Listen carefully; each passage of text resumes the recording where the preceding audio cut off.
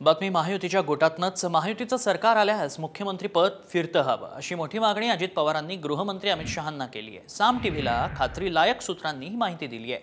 अलीकडे अमित शहा महाराष्ट्रात आले होते। यावेळी संभाजीनगरात त्यांनी शिंदे, फडणवीस आणि अजित पवारांची बैठक घेतली।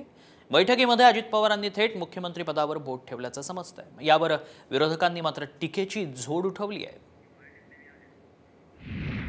कुठल्या तरी एक रायटरला मुख्यमंत्री नावाचं नाटक लिहायला सांगावं, त्या नाटकाचं नावच मुख्यमंत्री ठेवावं आणि त्याला फिरता रंगमंच असला पाहिजे। फिरता रंगमंचमध्ये तीन त्याचे हे असतात, स्टेज असतात।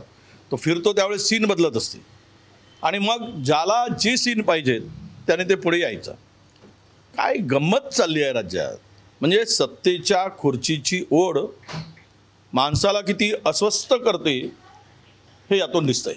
संगीत खुर्ची मुख्यमंत्र्याचं करण्याचं जे चाललेलं आहे ते राजकारण किती गळाला गेलेलं आहे हे आपल्याला असताना दिसतंय। तेव्हा सामान्य माणसाने आणि मतदारांनी एक लक्षात घेतलं पाहिजे की जो इथे करप्शनचा आरोपी आहे, गुन्हेगारी प्रवृत्तीचा असणारा उमेदवार आहे, लोकांनीच ठरवलं पाहिजे की ह्यांना आम्ही निवडून देणार नाही। पुढे काय मागण्या असं काही कारण नाही। आम्ही सर्वांनी म्हणून एक ठरवलं की 288 जागांच्या वरती महायुती म्हणून लढायचं, निवडणुकीमध्ये यश बहुमत मिळवायचं आणि मग तिन्ही पक्षाचे नेते आणि भारतीय जनता पक्षाचं देशाचं नेतृत्व एकत्रपणे बसून या संदर्भातला योग्य तो निर्णय त्या ठिकाणी घेतील।